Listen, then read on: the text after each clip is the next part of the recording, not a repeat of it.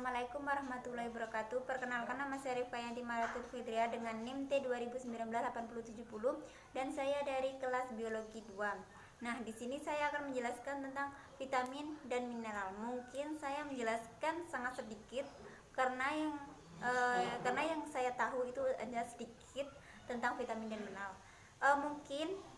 Saya menjelaskan vitamin dan mineral itu menyangkut pengertian vitamin, macam-macam vitamin dan fungsi vitamin. Sedangkan mineral, yaitu saya akan menjelaskan tentang pengertian mineral, sifat fisik mineral, penggolongan mineral dan fungsi bagi tubuh untuk kita.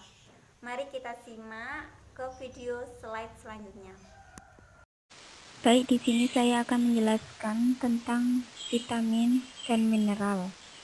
Di sini yaitu yang pertama materi tentang vitamin.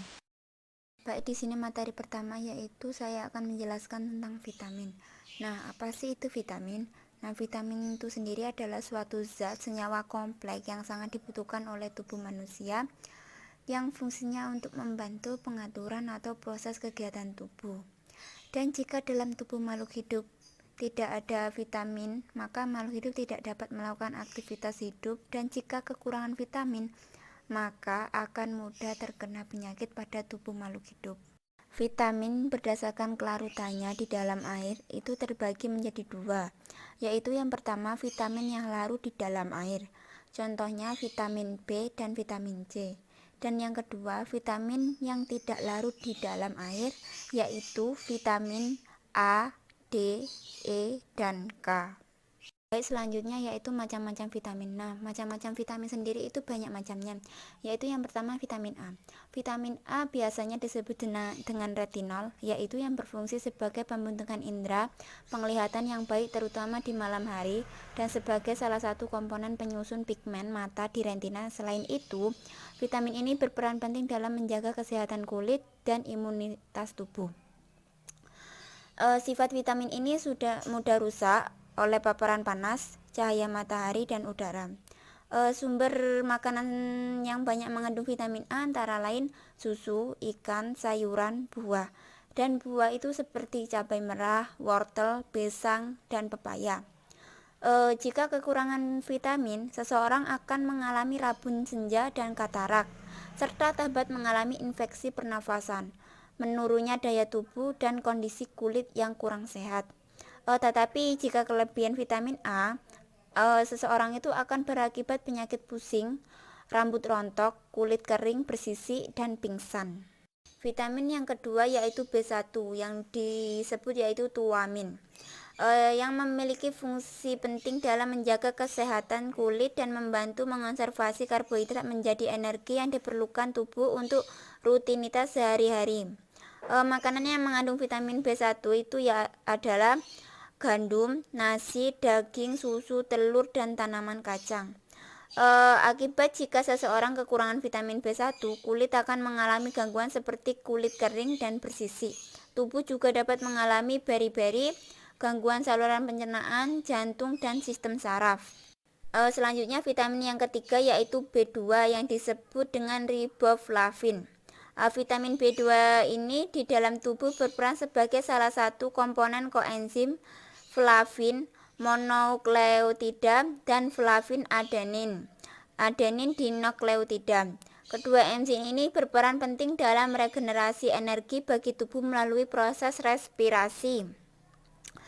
Vitamin ini juga berperan dalam membentuk molekul steroid, sel darah merah, dan glikogen, serta menyokong pertumbuhan berbagai organ tubuh seperti kulit, rambut, dan kuku. Sumber vitamin B2 sendiri yaitu banyak ditemukan pada sayuran segar, kacang kedelai, kuning telur, dan susu. Akibat jika seseorang kekurangan vitamin B2 akan menyebabkan menurunnya daya tahan tubuh, kulit kering bersisik, mulut kering, bibir pecah-pecah, dan sariawan. Vitamin yang keempat yaitu B3 niacin.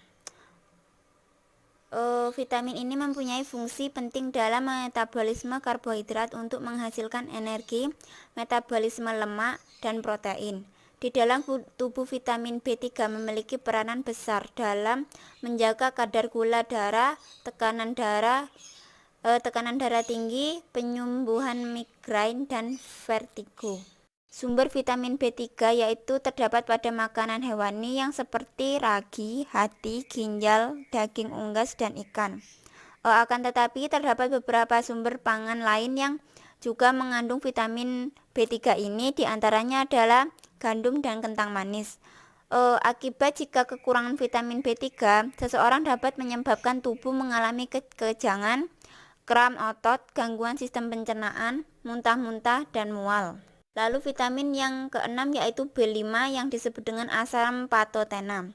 Nah, vitamin B5 ini berfungsi besar dalam berbagai jenis metabolisme seperti dalam reaksi pemecahan nutrisi makanan terutama lemak. Sumber vitamin B5 ini dapat ditemukan dalam berbagai jenis variasi makanan hewani melalui dari daging, susu, ginjal, dan hati hingga makanan nabati seperti sayuran hijau dan kacang hijau. Vitamin B6 yaitu pyridoxine. Vitamin B6 ini merupakan vitamin yang esensial bagi pertumbuhan tubuh.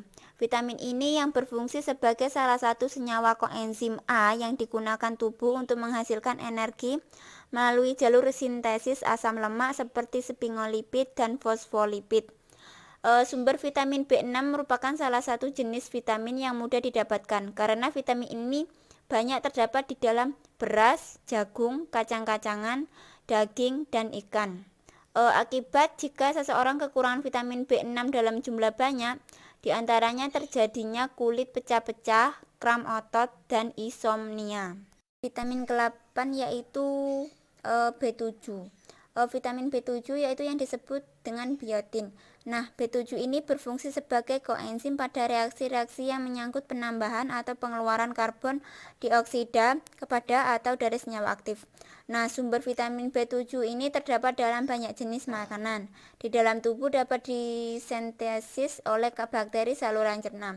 Nah, sumber vitamin B7 yang baik yaitu hati, kuning telur, serealia, kamir, kacang kedelai, kacang tanah, sayuran, dan buah-buahan. Buah-buahan di sini yang dimaksud yaitu pisang, jeruk, semangka, dan stroberi.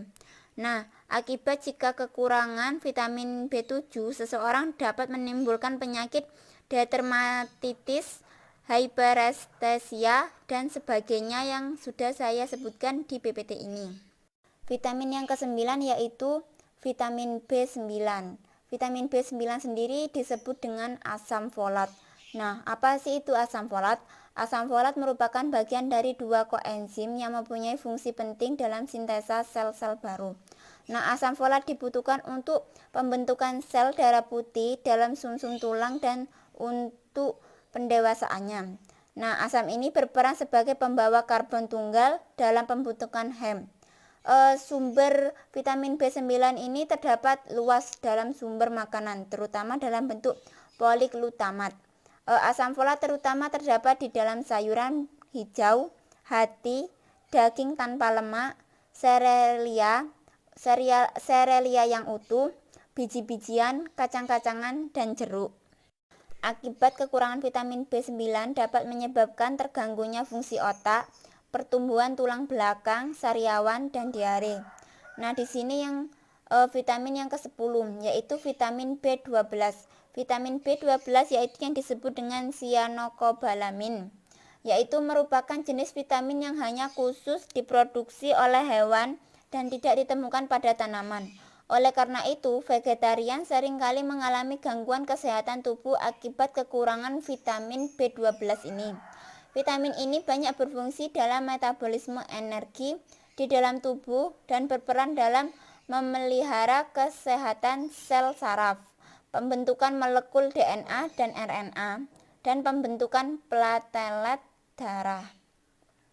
Sumber makanan yang baik untuk memenuhi kebutuhan B12 yaitu daging, telur, susu, hati, dan ragi.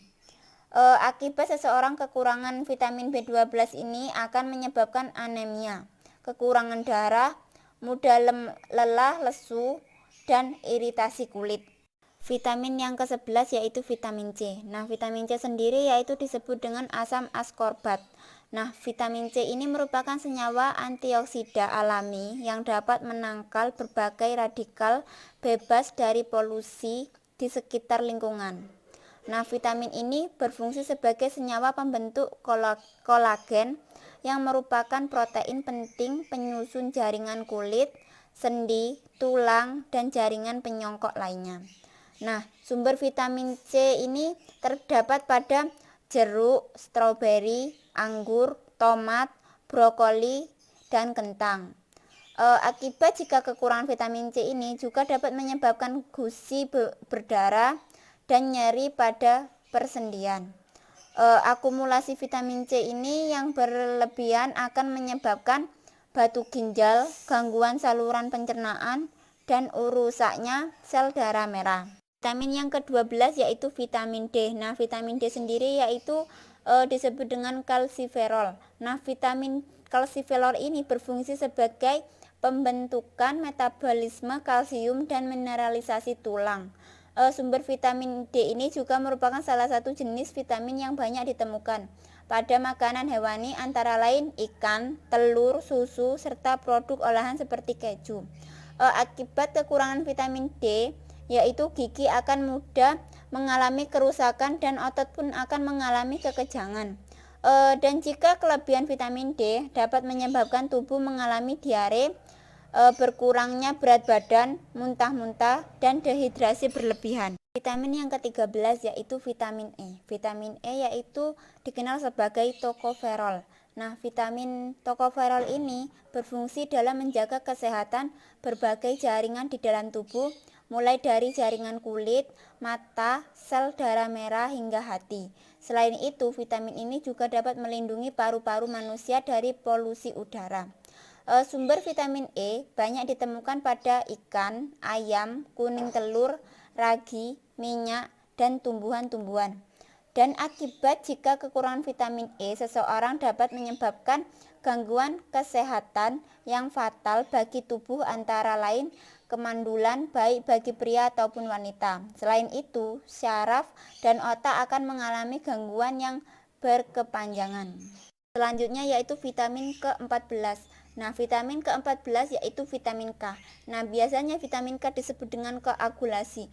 Nah, apa sih fungsi dari vitamin ini? Nah, fungsi dari vitamin K yaitu dalam pembentukan sistem peredaran darah yang baik dan penutupan luka. Sumber vitamin K yaitu susu, kuning telur, dan sayuran-sayuran segar yang merupakan sumber vitamin K yang baik dalam memenuhi kebutuhan di dalam tubuh.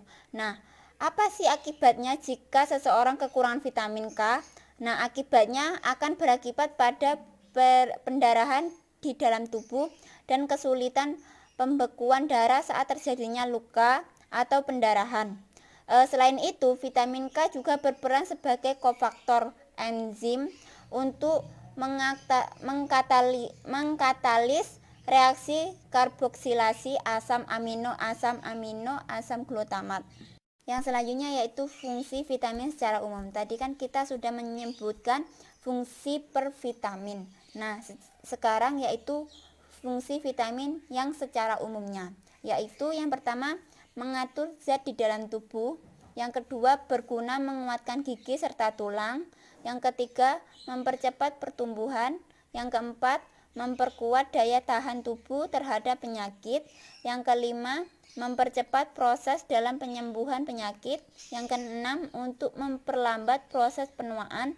Dan yang terakhir, dapat membangun sistem kekebalan tubuh atau sistem imun. Nah, sekarang yaitu materi yang kedua yaitu tentang mineral. Saya akan menjelaskan lebih jelasnya tentang mineral. Nah, di sini ada tentang pengertian mineral. Nah, apa sih pengertian mineral itu? Pengertian mineral yaitu suatu zat padat yang tersusun dari senyawa kimia yang dibentuk secara alami oleh peristiwa-peristiwa anorganik yang memiliki penempatan atom secara beraturan dan memiliki sifat kimia dan fisika tertentu. Mineral tersusun atas atom-atom secara molekul-molekul dari unsur yang berbeda namun memiliki pola yang teratur Keteraturan ini membuat mineral mempunyai sifat yang teratur. Selanjutnya yaitu sifat fisik mineral. Sifat fisik mineral yang pertama yaitu kilap. Apa sih itu kilap? Kilap yaitu kualitas pemantulan cahaya dari suatu mineral. Gejalanya terjadi pada mineral apabila dijatuhkan cahaya refleksi. Nah, kilap pada logam terbagi menjadi 3, yaitu yang pertama kilap logam. Kilap logam yaitu kilap yang dibuat oleh mineral-mineral logam. Contohnya galena, grafit, hematit, kalkopirit, magnetit, dan pirit. Yang kedua yaitu kilap semi logam, yaitu kilap yang dihasilkan dari mineral hasil alterasi mineral sebelumnya seperti ilmenit. Yang ketiga yaitu kilap non logam. Kilap non logam yaitu kilap yang dihasilkan seperti kilap mutiara, kilap gelas, kilap sutra, kilap resin, kilap intan, kilap damar, kilap tanah, dan kilap lemak. Sifat fisik mineral yang kedua yaitu bentuk kristal, yaitu apabila suatu mineral mendapatkan kesempatan untuk berkembang tanpa mendapatkan hambatan atau gangguan apapun, maka ia akan mempunyai bentuk mineral yang khas. Namun, bentuk sempurna ini jarang ditemui karena di alam terdapat gangguan. Mineral yang sering ditemui memiliki bentuk yang tidak berkembang sehingga sulit untuk mengelompokkan dalam sistem kristalografi. Lalu digunakan istilah perawakan kristal. Perawakan kristal yaitu dibedakan menjadi 3 golongan, yaitu yang pertama perawakan memanjang. Dalam perawakan memanjang yaitu dibagi menjadi 9. Yang pertama meniang, yaitu mempunyai bentuk tiang, contohnya tourmalin dan pyrolusin. Yang kedua menjari, yaitu menyerupai bentuk jari, contohnya markasit dan natrolit. Yang ketiga menyerat, yaitu bentuk menyerupai serat-serat kecil, contohnya gypsum, trimolit, dan pyrobilit. Yang keempat yaitu membintang, yaitu tersusun menyerupai bentuk bintang, contohnya pirofilit. Yang kelima menjarum, yaitu bentuk menyerupai jarum-jarum kecil, contohnya natrolit. Yang keenam mondok, yaitu sering bentuk kristal sumbu C lebih besar daripada sumbu lainnya, membentuknya pun kristal pendek gemuk, yaitu contohnya zirkon. Yang ketujuh menjaring, yaitu bentuk kristal yang kecil tersusun menyerupai jaring, misalnya rutil. Yang ke-8 yaitu membenang, yaitu bentuk kristal kecil menyerupai benang, contohnya silver. Yang terakhir yaitu merabut, yaitu bentuk kristal kecil-kecil menyerupai rambut, contohnya baisolit dan kuprit. Perawakan yang kedua yaitu perawakan mendatar. Dalam perawakan mendatar ini dibagi menjadi 4 bagian, yaitu yang pertama membilang, yaitu bentuk kristal yang panjang dan tipis seperti bilah kayu yang memiliki perbandingan antara panjang dan lebar sangat jauh, contohnya kyanit dan kalaverit. Yang kedua yaitu mengginjal, bentuk kristal yang menyerupai bentuk ginjal, contohnya hematit. Yang ketiga yaitu stalaktit, yaitu bentuk mineral yang membulat, contohnya geotit. Yang keempat yaitu memisolit, yaitu kelompok kristal seperti kacang tanah dan lonjong sebesar kerikil, contohnya oliven dan alunin. Fisik mineral yang ketiga yaitu berat jenis. Maksudnya yaitu setiap mineral mempunyai berat jenis tertentu tergantung dari unsur pembentukannya dan ikatan unsur-unsur penyusunnya. Umumnya mineral membentuk bantuan memiliki berat jenis 2,7. Meskipun rata-rata berat jenis unsur mental di dalamnya berkisar antara 5. Cara untuk menentukan berat jenis yaitu dengan menimbang mineral tersebut terlebih dahulu. Rumusnya yaitu berat jenis sama dengan berat di luar air dibagi berat di dalam air dan dikurangi berat di luar air. Yang sifat fisik yang keempat yaitu warna. Warna memang bukan ciri utama dalam membedakan mineral satu dengan lainnya. Namun, paling tidak ada warna yang khas untuk mengetahui unsur penyusun di dalamnya. Warna mineral antara lain yaitu putih. Putih contohnya kaolin, gypsum, milky water. Yaitu selanjutnya kuning, yaitu kuning seperti belerang. Jika warna emas yaitu seperti pirit, kalkopirit, dan emas. Jika warna hijau itu kalorit dan malasit. Dan jika warna biru yaitu azurit dan birit. Dan jika warna merah yaitu jasper dan hematit. Dan jika warna coklat yaitu contohnya garnet dan limonit. Yang warna abu-abu yaitu contohnya galena. Yang hitam yaitu biotit, grafit, dan augit. Sifat fisik yang kelima yaitu kekerasan. Kekerasan yaitu sifat resensi suatu mineral terhadap mudahnya mengalami goresan. Kekerasan goresan yaitu relatif, artinya bila dua mineral saling digoreskan, maka mineral yang lebih lunak yang akan tergores. Skala kekerasan mineral mulai dari yang lunak yaitu skala 1, sehingga yang kekerasan skala 10 diajukan oleh Mohs dan dikenal sebagai skala kekerasan Mohs. Dan selanjutnya yaitu sifat fisik yang keenam yaitu cerat. Cerat yaitu merupakan warna mineral dalam bentuk hancuran.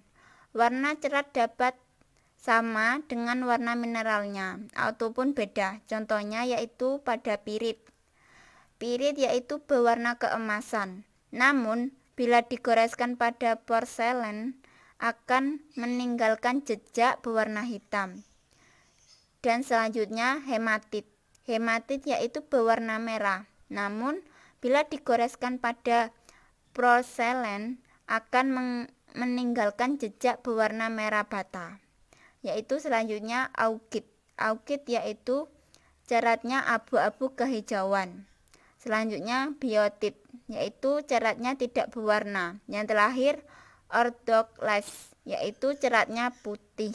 Sifat fisik mineral yang ketujuh yaitu belahan. Yang dimaksud belahan yaitu mineral yang mempunyai kecenderungan untuk membelah diri pada satu arah atau lebih yang dikontrol oleh struktur atom.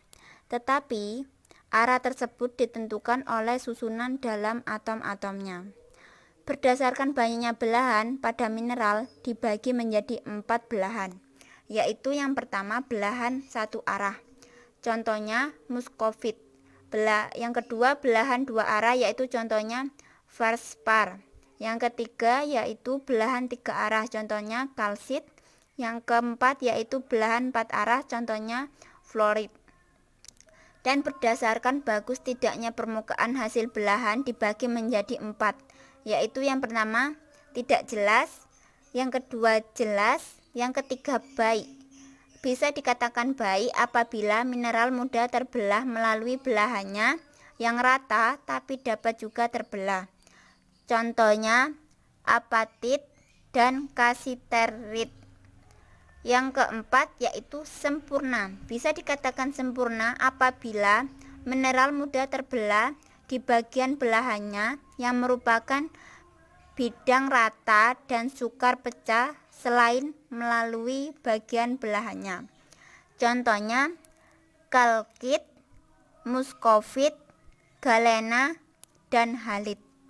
Sifat fisik mineral yang ke-8 yaitu pecahan. Yang dimaksud pecahan yaitu mineral yang memiliki kecenderungan untuk pecah dalam arah yang tidak teratur dan tidak dikontrol kuat oleh struktur atom. Apabila mineral mendapat tekanan yang melebihi kelasinya, maka mineral tersebut akan pecah. Pecahan dapat dibagi menjadi 4 pecahan, yaitu yang pertama IT, yaitu pecahan mineral hancur seperti tanah. Contoh kalolin. Yang kedua yaitu even, yaitu pecahan mineral dengan permukaan bidang pecahan kecil-kecil dengan ujung pecahan masih mendekati bidang datar. Contohnya limonit, muskovit, biotit, dan mineral lembung.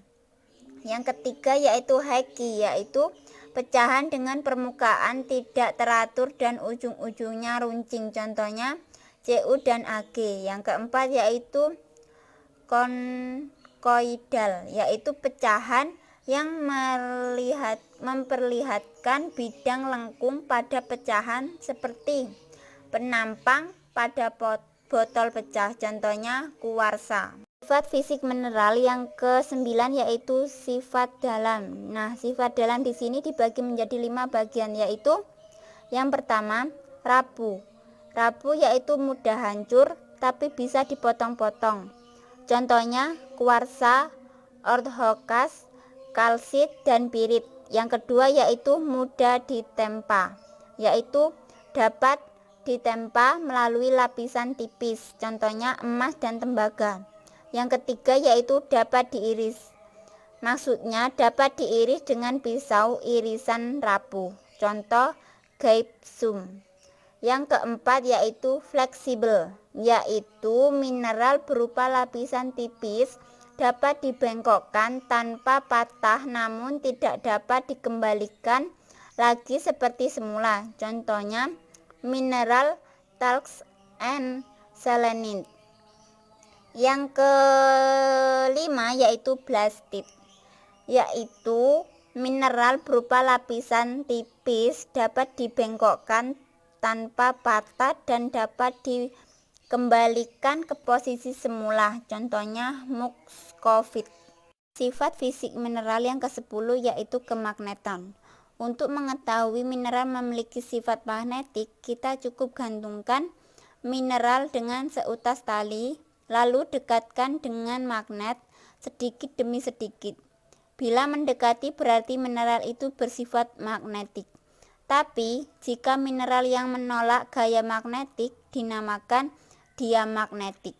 Dan yang tertarik lemah disebut paramagnetik. Dan sedangkan yang mudah tertarik gaya magnet disebut ferromagnetik. Contohnya pirohotit. Selanjutnya yaitu sifat fisik mineral yang ke-11 yaitu daya lebur. Daya lebur yang dimaksud yaitu meleburnya mineral jika dipanaskan. Daya lebur dinyatakan dalam derajat keleburan. Sifat fisik mineral yang ke-12 yaitu transparasi. Yang dimaksud transparasi yaitu transparasi tergantung pada mineral meneruskan sinar cahaya. Sesuai dengan hal itu mineral dibedakan menjadi 3, yaitu yang pertama tembus, contohnya kalsit dan kuarsa. Yang kedua agak tembus, contohnya opal. Yang ketiga tidak tembus, contohnya horland. Sifat fisik mineral yang ke-13 yaitu bau. Ciri-ciri khas dari mineral yaitu berbau seperti bawang, bau lobak kuda yang busuk, berbau belerang yang sangat menyengat, bau seperti aspal, berbau seperti telur busuk, dan berbau seperti lembung basah. Selanjutnya yaitu sifat fisik mineral yang ke-14 yaitu rasa. Mineral yang bersih cair ada rasa seperti tawas, rasa yang dimiliki garam, rasa seperti asam belerang, rasa seperti sendawa, dan rasa seperti soda. Sifat fisik yang ke-15 yaitu meraba. Meraba kadang-kadang merupakan unsur yang penting, contohnya mengusap, tak, serasa menyentuh permukaan sabun. Nah, selanjutnya yaitu penggolongan mineral. Penggolongan mineral sendiri dibagi menjadi 7 bagian, yaitu yang pertama silikates. Silikates yaitu komposisi utamanya adalah Si dan oksigen. Yang kedua yaitu karbonates yang tersusun dari ion inti CO3 yang berkombinasi dengan Ca, Mg, Cu, dan lain-lain.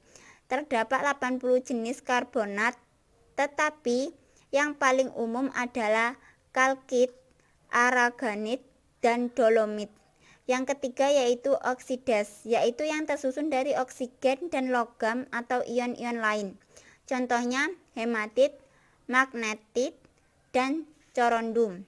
Yang keempat yaitu sulfades, gabungan dari beberapa logam atau lebih dengan sulfur, contohnya galena. Yang kelima yaitu fosfat, yaitu penyusun utamanya adalah ion fosfat yang bereaksi dengan Ca, Ba, Mg, Fe, Cu, dan lain-lain. Contohnya apatit. Yang keenam yaitu sulfatas, yaitu penyusun utamanya adalah ion sulfur yang berkombinasi dengan Ca, Ba, Mg, Fu, Cu, dan lain-lain. Yang ketujuh yaitu native elements, yaitu contohnya mineralnya adalah logam. Logam contohnya gold, silver, platinum. Yang non-logam yaitu diamond, grafit, dan sulfur. Selanjutnya yaitu jenis mineral. Jenis mineral yang pertama yaitu kalsium. Kalsium yaitu disebut dengan zat kapur. Kalsium itu adalah mineral yang paling banyak terdapat pada tubuh dan juga yang paling dibutuhkan. Fungsinya yaitu sebagai bahan pembentuk tulang, kontras otot, serta untuk membentuk proses pembekuan darah jika terjadi luka. Bahan makanan yang mengandung zat kapur antara lain susu, telur, kacang-kacangan, ikan, serta kentang.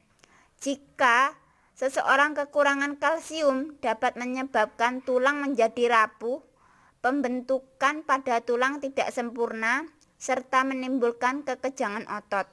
Yang kedua yaitu fosfat. Fosfat yaitu berperan penting dalam berbagai reaksi kimia pada tubuh. Misalnya untuk dapat mengatur kinerja enzim. Sumber fosfat yaitu antara lain telur, susu, dan kacang-kacangan. Fungsi fosfat yaitu sebagai bahan pembentukan suatu tulang bersama kalsium. Jika seseorang kekurangan fosfat dapat mengakibatkan tulang dan juga gigi menjadi rapuh, juga menimbulkan penyakit rakitis. Yang ketiga yaitu zat besi. Zat besi yaitu berfungsi untuk membentukkan hemoglobin. Sumber makanan dari sayuran, biji-bijian, telur, dan hati. Jika seseorang kekurangan zat besi, maka akan mengakibatkan penyakit anemia, yaitu kekurangan sel-sel darah. Jenis mineral yang keempat yaitu yodium. Nah, yodium sendiri memiliki fungsi utama, yaitu sebagai suatu pembentukan hormon tirosin yang mengatur bermacam-macam aktivitas pada alat tubuh dan mengontrol kecepatan pada pertumbuhan seseorang. Sumber yodium dari ikan laut, tiram, kerang, serta makanan lainnya yang berasal dari laut. Jika kekurangan yodium, seseorang dapat menyebabkan penyakit gondok. Nah, selanjutnya yaitu jenis mineral yang kelima yaitu natrium dan juga klorin. Gabungan unsur tersebut membentuk suatu senyawa yang dikenal sebagai garam dapur. Fungsi natrium dengan klorin untuk memelihara keseimbangan cairan pada tubuh. Jika seseorang kekurangan natrium akan menyebabkan kekejangan dan kelelahan otot. Dan jika pengeluaran natrium yang berlebihan akan berakibat mengeluarkan keringat pada saat berolahraga atau pada kerja keras seperti kram otot. Jenis mineral yang keenam yaitu seng. Seng sendiri berperan di dalam proses metabolisme protein, penyembuhan luka, dan proses pada kesehatan kulit. Nah, seng sendiri memiliki fungsi penting untuk dapat pertumbuhan dan berkembang janin di dalam kandungan.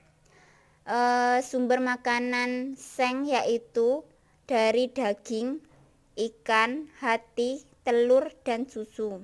Nah, selanjutnya yaitu fungsi mineral bagi tubuh.